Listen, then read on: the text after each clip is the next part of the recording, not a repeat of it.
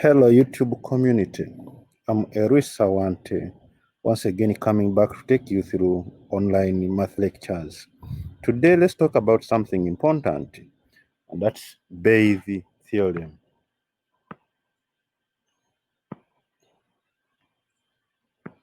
Bayes' theorem. In probability theory and statistics, Bayes' theorem describes the probability of an event based on prior knowledge of conditions that might be related to the event. Okay, so this is a conditional probability, and it can be better understood using tree diagrams. But before we go to tree diagrams, talk about Bayes' theorem, let's have some information about this so you have the concrete idea what it is about exactly. The example we can take about Bayes' theorem. Look at this. If the risk of developing a health problem is known to increase with age, Bayes' theorem allows the risk to an individual of a known age to be assessed more accurately than simply assuming that the individual is typical of the population as a whole. Look at this pandemic which is rocking the world today. COVID-19 has affected all countries.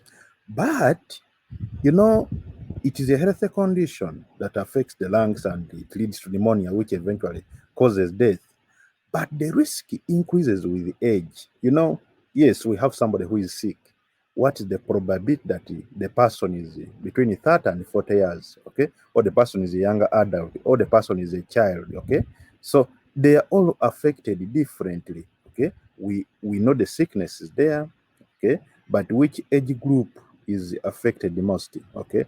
These are now the probabilities we are talking about. Children are not affected as much as the elderly people, okay? So if we come up with the sickness as a sample space, okay, then we have different ages being affected, okay, differently. So given that you are sick and you're a child, okay, you are sick and you're a young adult, you are sick and you're a middle-aged person, you are sick and you're an elderly person, okay, all those categories make up this sample space and they're affected differently. So that's a good example of Bayes' theorem, okay. Let's state the theorem now. So Bayes' theorem is stated mathematically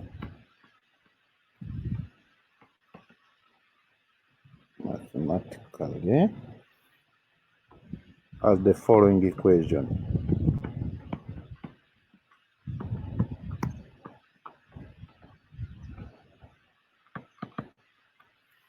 So it is the conditional probability of event A given B is defined as the probability of, okay, we define this as the probability of A intersection B over probability of B, okay? And we can also change this intersection and define it as the probability of B given A times probability of A over probability of B, okay? Where A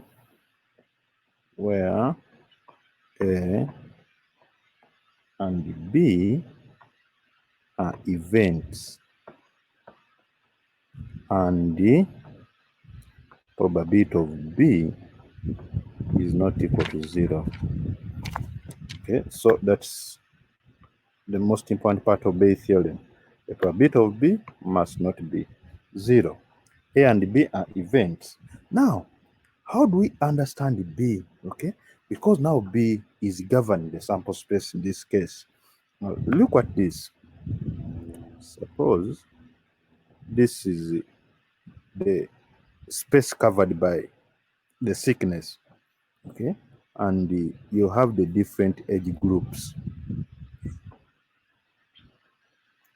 You might have here, okay, let's call this A1 intersection B, then A2 intersection B, A3 intersection B. Okay, and then this is A4. Or simply, if you want to understand it more better, let me change it and write it as the following. Okay, this is a sample space B, and it has A1, A2, A3, and then A4.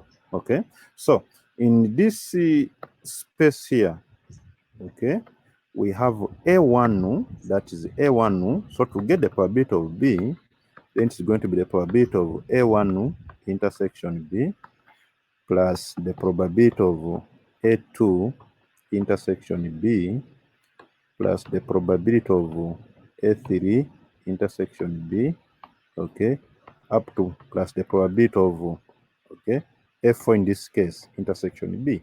But you could have as many, smaller portions that make up B.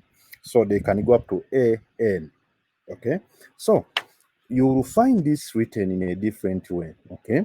They will say the probability of AI given B is the probability of AI intersection B, okay, over the summation, okay, the summation of the probability of AI's intersection B. Okay. So this is the Bayes theorem stated generally, okay? So you can pick any of the AIs, either it is A1 or A2, whatever, any AI of your interest.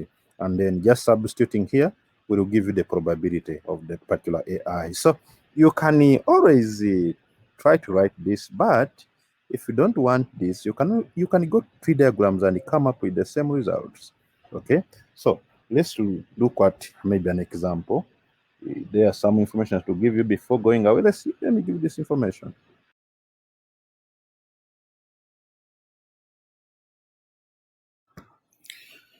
Okay, let's look at an example to do with the Bayes theorem. Okay, it has an application in drug testing. It has a wide application in so many cases. But this question says, a particular test for whether someone has been using cannabis is 90% sensitive and 80% specific. Okay, meaning it leads to 90% true positive results for cannabis users and 80% true negative results, okay, for non-user, but also generates 20% false positives for non-user. That's the meaning of 80% specific. Okay, assuming 5% of people use cannabis, what is the probability that a random person who tests positive is really a cannabis user? Now, this question can be solved by directly quoting Bayes theorem and writing it mathematically, but why don't we use the tree diagrams and see how easy it simplifies the problem? So this is the solution. Let P of user given positive mean the probability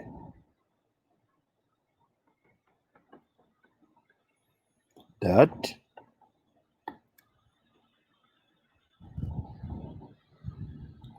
someone with cannabis user given that they test positive.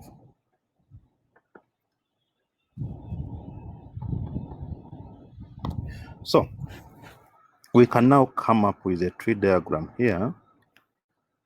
Okay, there is this statement which says assuming 5% people use cannabis. So to have a user, P of user, this is 0.05.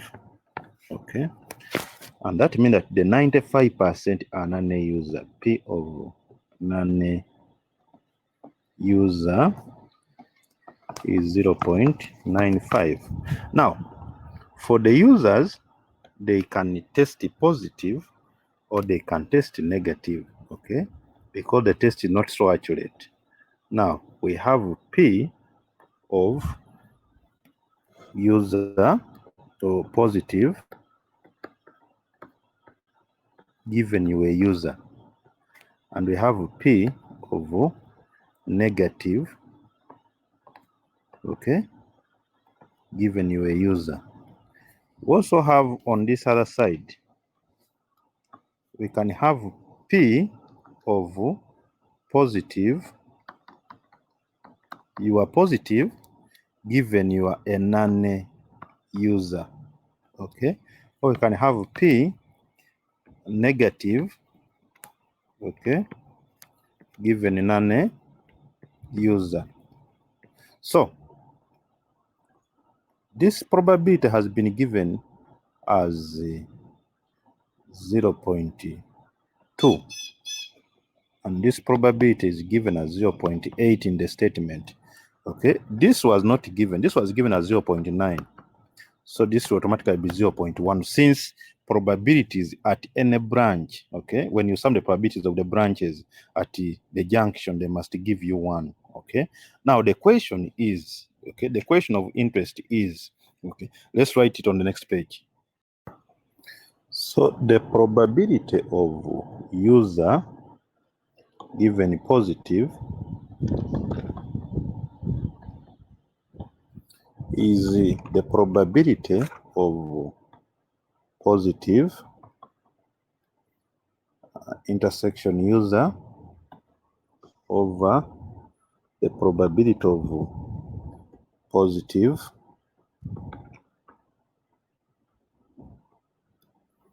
intersection user plus probability of positive intersection non-user, okay, because down it has to be over the probability of a positive, but you know, to have a positive, okay, either someone is a user or it is a non-user. And here it is simple. This is when you follow the branch of user and positive, it is 0.90 times 0.05 all over 0.90 times 0.05 plus 0.20 times 0.95. Okay, so what do you get?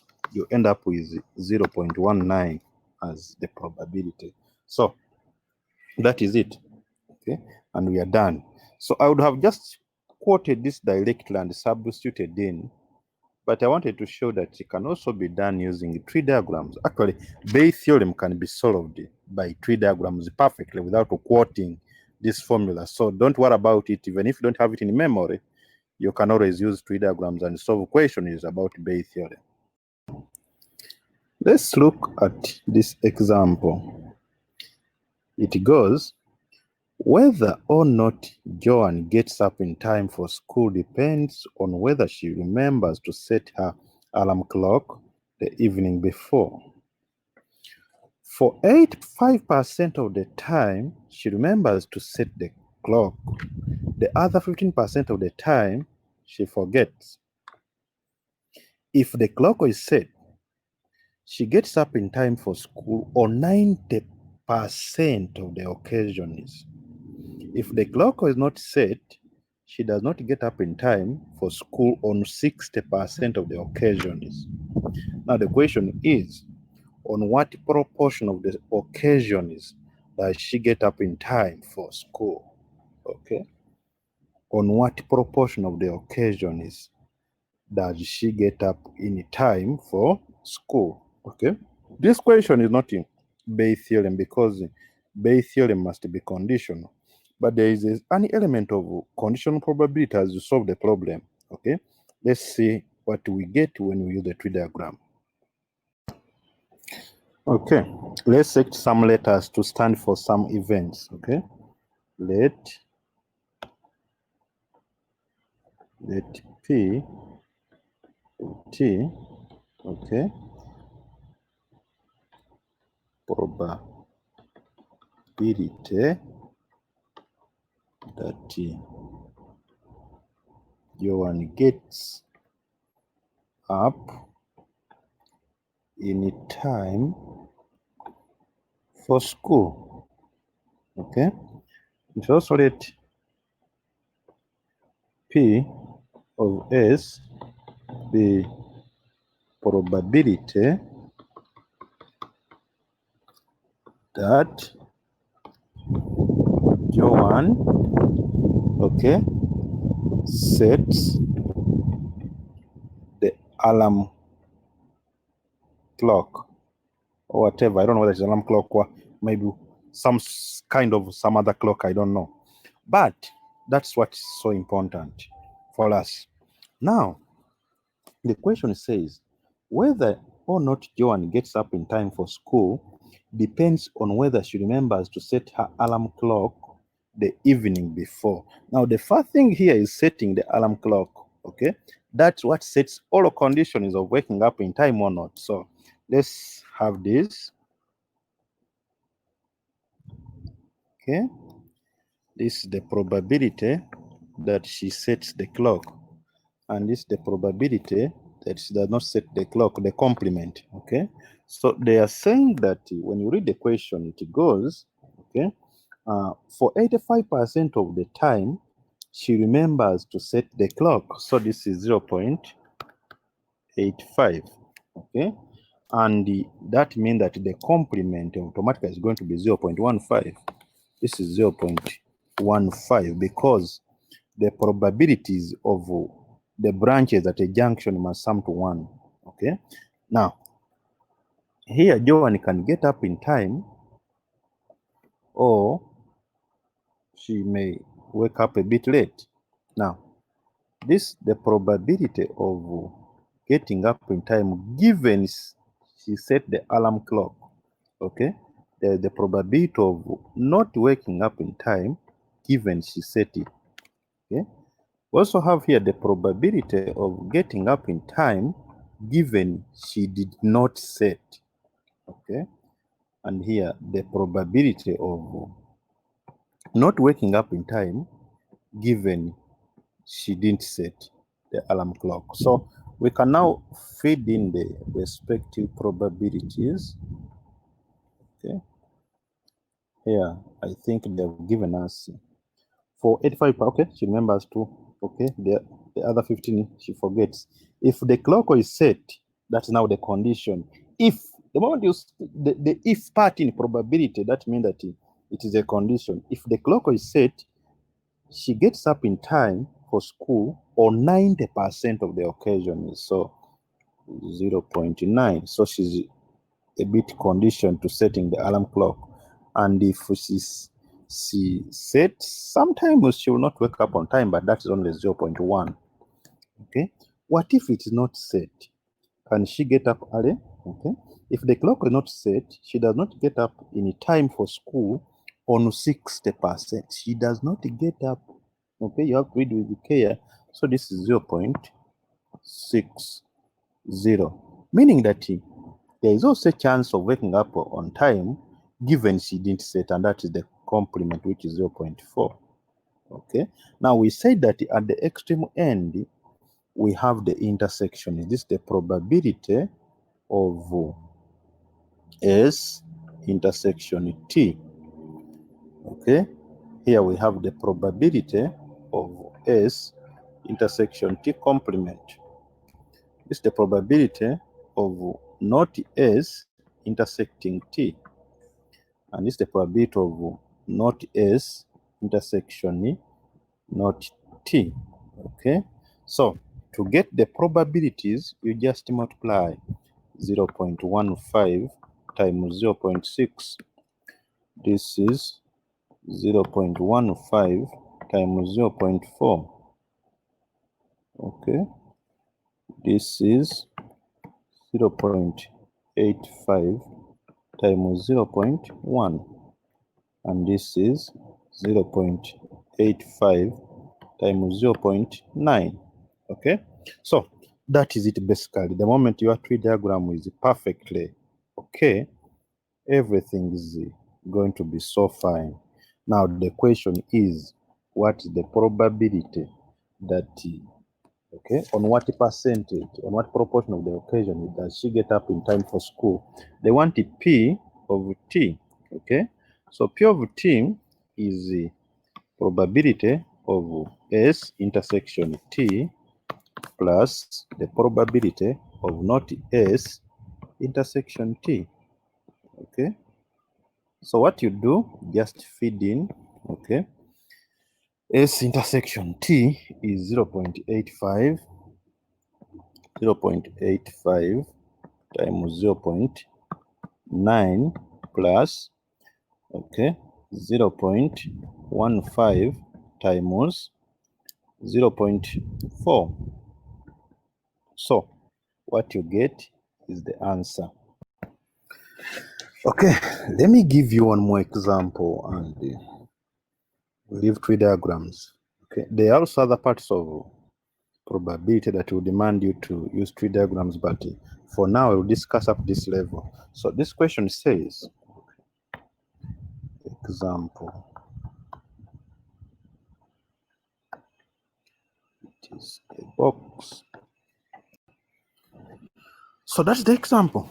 A box contains 6 red pens and 3 blue pens. So there's part A. A pen is selected at random. The color is noted and the pen is returned to the box. This procedure is performed a second, then a third time. Find the probability of obtaining 3 red pens, 2 red pens and 1 blue pen in any order, more than 1 blue pen. So this question has another part, but I'm gonna answer one part for you. Then the other part will answer it, and I will answer part A because it is the easiest. So part B is yours, okay? When we pick without returning, the sample space changes. So that's what I want you to see you do. Okay, I will do part A, which is very simple. And I don't even need to do the tree diagrams because this is very simple. So let's do it. So we shall use R to mean a red pen is selected. And we use B because the other color is blue. B to mean the blue pen is selected. Okay, so the first part of the question, Roman number 1 of part A says, what's the probability of picking 3 red pens? So we pick the first red, the second red, and the third red. They must all be red, okay? So when you pick the first red, you know, we are picking and putting back, so the sample space is not changing, okay? So there are 6 red and 3 blue, meaning that the sample space has 9 elements or 9 pens. So this is going to be 6 out of 9, okay? Also the second is 6 out of 9, and 6 out of 9, because you pick, put back, then pick a second, then put back, then pick a third. So the sample space not affected. The number of red will always remain 6. Okay, and when you look at this for sure, you can reduce by 3, 2 over 3. So it is gonna be 8 out of 27. Okay, and you get it right. So the teacher, this is what the teacher will do when you get that answer. Okay, he'll give you a ready tick. So the second part, they want 2 red pens, okay, P of 2 red and, okay, 1 blue. Okay, so in any order, you know, this is how we should look at it. You are selecting, okay, you can select and have the first red, the second red, okay, and then the third is a blue. So red, red, blue, okay? Or you can have the first is red, okay? The second is blue, and the third is red, okay? Or you can have the first is blue, the second is red, and the third is red. So this is the number of ways we can select or we can arrange these colors. Okay, so what do we get? Red, 6 out of 9, okay, times 6/9 times 3. I think there are 3 over 9, okay, and this is going to be the same thing, okay, happening 3 times. So what do we do? Okay, let's reduce here. 2/3, 2/3, 1/3, okay, so 2 by 2, okay, 1/3, 1/3 cancels, and we end up with just 4/9 as the answer. Okay, that's 4/9. Then the last one is more than one blue. Okay, more than one blue. Okay, so more than one blue, it means that they are either 2 or 3. Okay, they are either 2 blue or they are 3 blue. But the easiest way of going about this is that P of more than one blue, okay, will be the same thing as 1 minus P of no blue plus P of 1 blue. Okay, P of no blue plus, okay, because P of more than, P of less than 1 blue, okay, P of at the most 1 blue plus P of more than 1 blue must give us 1. Okay, so why am I opting for this approach? Because I have it up. Okay, P of no blue, that means all of them. Okay, and having 1 blue in any order, we have it. So this is 1 minus the sum of 8/27 and 4/9. Okay, or 12 out of 27. Okay, 8 plus 12 is 20 out of 27. Okay, and if you look at it keenly, you can always end up with, let's do it. So here the answer is gonna be 7 out of 27, and we are done. Okay,